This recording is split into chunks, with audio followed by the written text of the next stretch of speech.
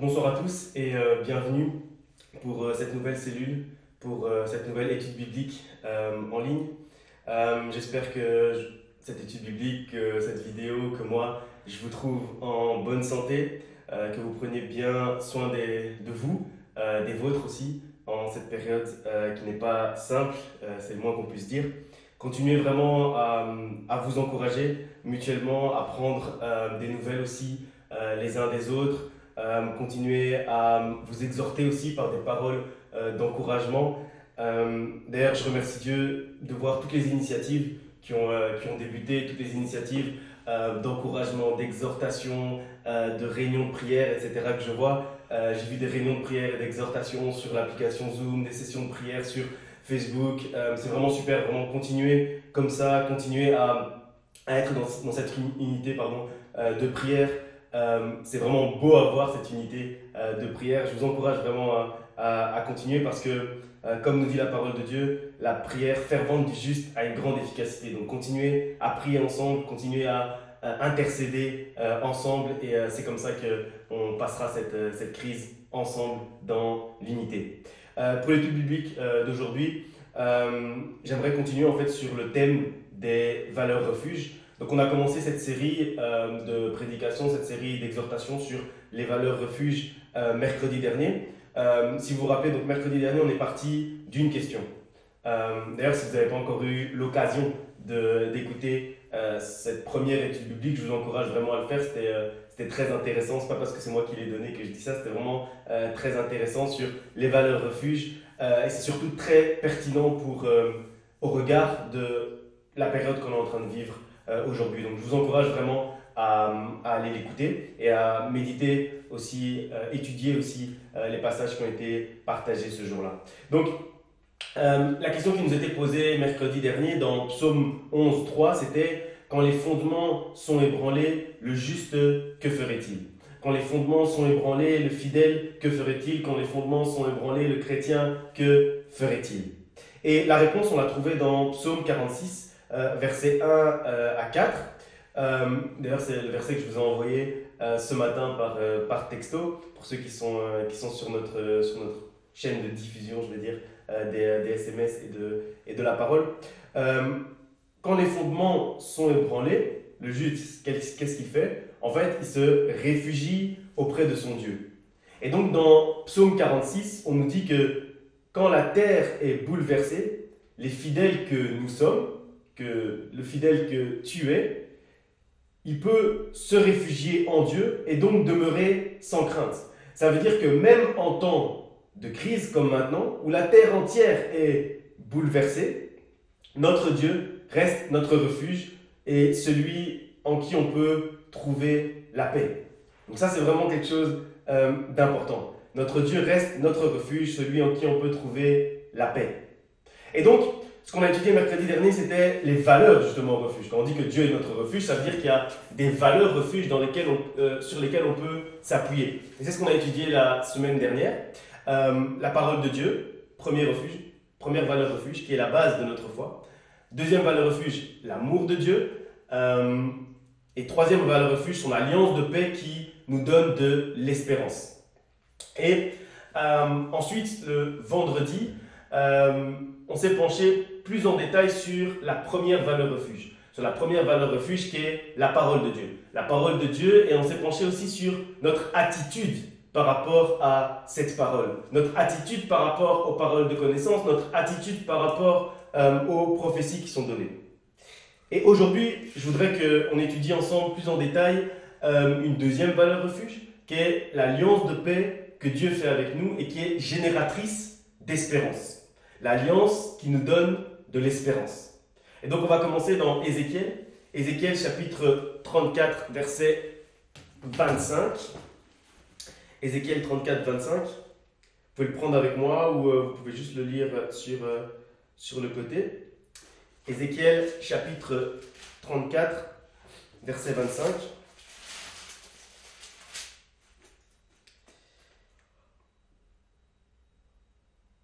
Moi l'Éternel, j'ai parlé. Je traiterai avec elle une alliance de paix, et je ferai disparaître du pays les animaux sauvages. Elles habiteront en sécurité dans le désert et dormiront au milieu des forêts. Ce verset, ce qu'il nous dit, c'est que Dieu a conclu avec nous une alliance. Dieu a conclu avec nous une alliance de paix. Quand on dit que Dieu conclut avec nous une alliance, ça veut dire qu'il s'engage. Ça veut dire qu'il s'est engagé envers nous. Il s'engage pour que nous soyons en paix. Et comme Dieu est ni un homme pour mentir, ni le Fils de l'homme pour se repentir, lui, quand il s'engage, ensuite il ne se rétracte pas. Donc il s'est engagé envers nous et il ne se rétracte pas de cet engagement. Il ne revient pas sur ses engagements. Ce que je suis en train de vous dire, c'est que Dieu a conclu un contrat avec nous. Dieu a conclu un contrat avec toi. Dieu a conclu un contrat avec moi. Pour que tu sois en paix. Il a conclu un contrat avec toi pour que tu sois en paix. Pour que tu vives en paix. Ça nous montre que la paix de Dieu, la paix que Dieu nous donne, c'est une notion très importante. C'est ça que ça nous montre. Parce que, en fait, la paix, c'est l'objet d'un contrat. C'est l'objet d'un contrat qu'on a avec Dieu. C'est un contrat, c'est une alliance, c'est un engagement de Dieu envers toi. C'est un engagement de Dieu envers chacun d'entre nous. Donc sois certain que cette paix, puisque c'est un engagement de Dieu envers toi, elle est pour toi. C'est un accord contractuel que tu as avec Dieu. Dieu a choisi de contracter avec toi pour la paix. Donc, la conclusion de ça, c'est ne laisse rien ni personne t'enlever cette paix qui vient de ton Dieu. La deuxième chose que je trouve intéressante dans ce passage, c'est la deuxième partie. Là où on nous parle de la sécurité. On parle souvent de la paix, mais un peu moins de la sécurité. Mais c'est intéressant aussi de voir ce qu'on nous dit sur la sécurité. On nous dit que Dieu nous met en sécurité, même dans le désert. Ça veut dire que, si vous vous rappelez aussi la prédication de dimanche, même dans les environnements hostiles, même dans les situations difficiles, même dans la plus grande complexité possible et imaginable, Dieu peut te mettre en sécurité si tu lui fais confiance. Si tu mets ta confiance en lui, même dans le désert, tu seras en sécurité. Même dans le désert par lequel le monde est en train de passer aujourd'hui, toi, tu peux être en sécurité. Parce que tu as passé ce contrat avec Dieu. Toi, tu restes en sécurité. La troisième chose intéressante dans ce passage, c'est la partie sur les animaux sauvages. Qu'est-ce que ça nous montre? Ça nous montre que même quand le danger est présent, même quand le danger est imminent, Dieu est capable de faire disparaître ce danger devant toi pour que tu puisses être en sécurité. Et comprenez bien qu'ici, on ne parle pas de écarter le danger. Il y a une différence pour moi entre écarter le danger et faire disparaître le danger. Ce n'est pas la même chose. Ici, on nous parle bien de faire disparaître le danger. Ça va encore plus loin que nous éloigner du danger ou éloigner le danger de nous. Parce que pour qu'on puisse dormir tranquillement dans le désert ou dans la forêt, écarter les animaux sauvages, en fait, ce n'est pas suffisant. Parce qu'on aura toujours la crainte qu'ils puissent revenir, que ces animaux puissent revenir pendant la nuit. Donc ce que Dieu fait pour qu'on puisse vraiment être en sécurité et en paix, il va encore plus loin. Et il fait disparaître les animaux sauvages. Il fait disparaître le danger devant nous. Sache que dans ta vie, Dieu fait disparaître le danger. Devant toi, Dieu fait disparaître le danger. Pour que tu puisses être en paix et en sécurité. C'est l'engagement de Dieu pour ta vie. C'est un contrat que Dieu a avec toi. C'est une alliance que Dieu a fait avec toi. C'est l'engagement de Dieu pour ta vie. C'est l'alliance entre toi et Dieu. On va lire encore un passage dans Philippiens, chapitre 4, verset 7. Philippiens 4, au verset 7. Et la paix de Dieu, qui surpasse toute intelligence, gardera vos cœurs et vos pensées en Jésus-Christ. La paix de Dieu qui surpasse toute intelligence, gardera vos pensées en paix. La paix de Dieu qui surpasse toute intelligence. C'est intéressant de voir qu'on met ici en opposition deux concepts qui n'ont pas l'air vraiment liés ni opposés l'un à l'autre. Ils n'ont pas l'air même d'être du même type, je vais dire. Je veux dire que le contraire de l'intelligence, c'est la bêtise. Le contraire de la paix, c'est la guerre, ou l'inquiétude, ou la crainte. Mais le contraire de l'intelligence, c'est pas du tout la paix. Pourtant, ici, on fait un lien entre paix et intelligence. Et je pense que, encore une fois, c'est pertinent pour le temps présent. Ce que ce passage nous enseigne, c'est que même si ton intelligence, même si l'intelligence qui t'amène à te renseigner, t'informer sur la crise, etc., et c'est tout à fait normal de s'informer. On est dans le monde, on fait partie du monde, c'est normal qu'on s'informe sur ce qui se passe, qu'on s'informe sur la crise, qu'on s'informe sur l'actualité. C'est quelque chose de tout à fait logique. Mais même cette intelligence qui t'amène à réfléchir sur les moments par lesquels on passe, eh bien, même si cette intelligence et cette réflexion te rendent anxieux, anxieuse, t'amène parfois de la crainte, sache que la paix de Dieu surpasse l'anxiété générée par ton intelligence et ta réflexion.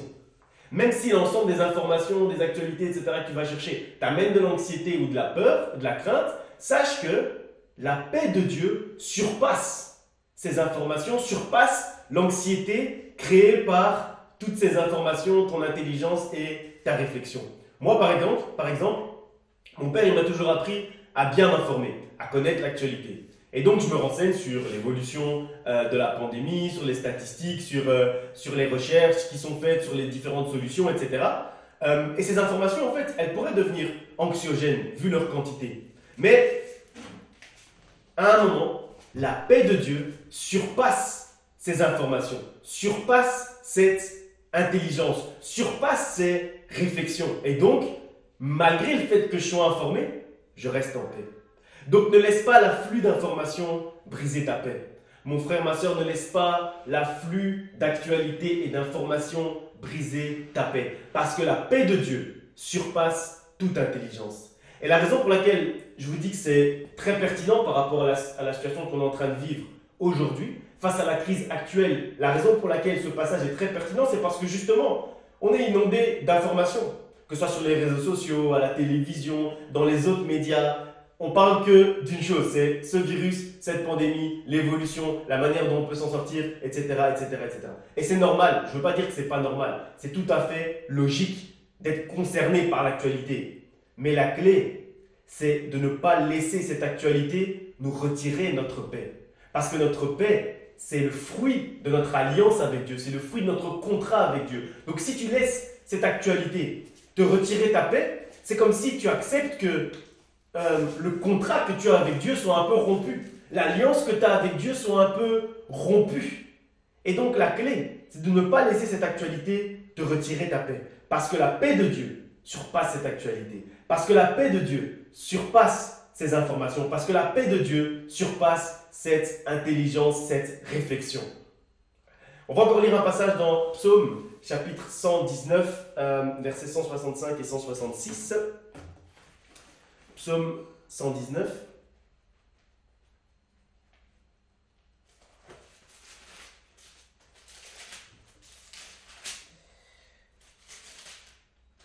Psaume 119, verset 165. Il y a beaucoup de paix pour ceux qui aiment ta loi, et il ne leur arrive aucun malheur. J'espère en ton salut, ô Éternel, et je pratique tes commandements. Il y a beaucoup de paix pour ceux qui aiment ta loi. J'aime bien le lien qui est fait ici entre deux valeurs refuges, en fait, qu'on a donné déjà. La parole de Dieu et la paix de Dieu. Il y a en fait un lien très clair qui est fait ici. Et on nous dit ici qu'il y a beaucoup de paix pour ceux qui aiment la parole de Dieu. Si tu aimes la parole de Dieu, sache qu'il y a beaucoup de paix qui est prévue pour toi.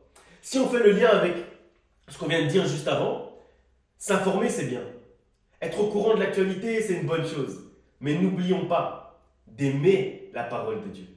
N'oublions pas d'avoir un bon équilibre entre les informations qui sont importantes et le temps qu'on prend pour méditer la parole de Dieu. Le temps qu'on prend pour se concentrer sur la parole de Dieu pour aimer la parole de Dieu.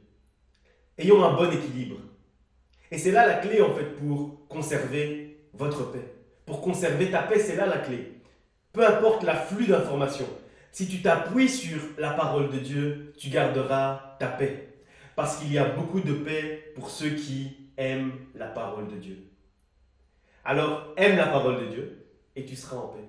Aime la parole de Dieu et sois en paix. Et le verset 166, il est aussi intéressant, c'est pour ça que je l'ai lu. Il nous parle de l'espérance qui est la conséquence de l'alliance de paix. Et on nous dit que grâce à la paix de Dieu, on peut espérer dans le salut. On peut espérer dans un avenir meilleur. On peut espérer dans un futur radieux. C'est intéressant encore une fois pour la situation d'aujourd'hui. Parce que c'est intéressant de comprendre que si on accepte cette alliance de paix avec Dieu, on peut espérer dans la délivrance de cette situation, dans le salut par rapport à cette situation. On peut espérer à l'intérieur parce que on demeure dans l'alliance de paix. Voyons encore rapidement un passage dans Éphésiens 2, 12. Éphésiens 2, 12.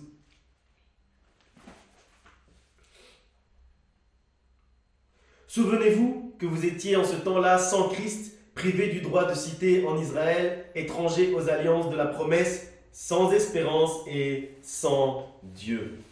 Ce verset, ce qu'il nous montre en fait, c'est que le fait d'être étranger à l'alliance nous rend aussi sans espérance. C'est deux choses qui sont liées en fait. On est étranger à l'alliance, donc on est sans espérance. On est étranger à l'alliance de paix, donc on est sans espérance, c'est lié.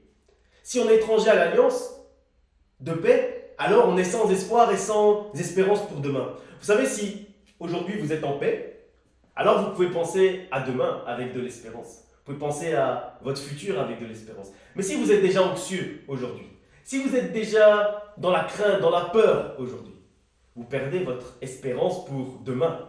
Raison pour laquelle l'alliance de paix est liée avec l'espérance. L'alliance de paix est en fait génératrice d'espérance pour demain. Car sans paix, il n'y a pas d'espérance.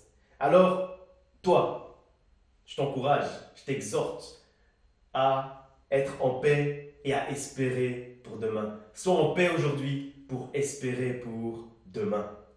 Avant de conclure, on va lire un dernier passage dans Job, chapitre 11, verset 18. Dans la version français courant, c'est important parce que les autres versions sont un peu différentes. Quoi qu'elles disent la même chose, les mots sont un peu différents. Donc je vais le prendre dans français courant. C'est pas ma Bible n'est pas français courant, donc je vais le prendre directement sur la tablette. Tu reprendras espoir, tu reprendras confiance. Voyant que tout va bien, tu dormiras tranquille. Voyant que tout va bien, tu dormiras tranquille. Je voulais terminer par ce passage. En fait, c'était pour vous encourager. Pour vous encourager, parce que pour moi, ce passage, il est très encourageant. Vous savez, dans la Bible, tout est important. Même la conjugaison, même la manière dont les choses sont écrites, etc. Même la ponctuation, souvent je dis ça. Et le fait que cette phrase soit à la deuxième personne du singulier, c'est pas un hasard. La raison pour laquelle cette phrase, ce verset, est à la deuxième personne du singulier, c'est parce que c'est à toi qu'on parle. C'est parce que c'est à toi qu'on parle. On te dit que si tu gardes cette alliance de paix avec ton Dieu, si tu aimes la parole de Dieu, alors, si tu l'as perdue, tu reprendras espoir. Tu retrouveras ton espoir. Alors, tu reprendras confiance. Et puis, en voyant que ton Dieu s'occupe de tout, en voyant que ton Dieu est en train de t'amener vers la délivrance et vers le salut, tu verras que tout va bien et tu dormiras tranquille. C'est ce que nous dit ce passage. En voyant que tout va bien, tu dormiras tranquille. Alors, regarde et vois que tout va bien et dors tranquille. Sois dans cette alliance de paix. Ne laisse pas l'anxiété te gagner. Aime la parole de Dieu et dors tranquille, parce que ton Dieu assure ta paix. Que Dieu vous garde, que Dieu vous protège, que Dieu vous bénisse, que vous puissiez grandir en sagesse, en amour, en intelligence, que vous puissiez demeurer dans la paix de Dieu. On sortira de cette crise ensemble, on sortira de cette crise en paix, on sortira de cette crise dans l'unité. Soyez dans la paix et de l'espérance. Que Dieu vous bénisse. Au revoir, je vous aime.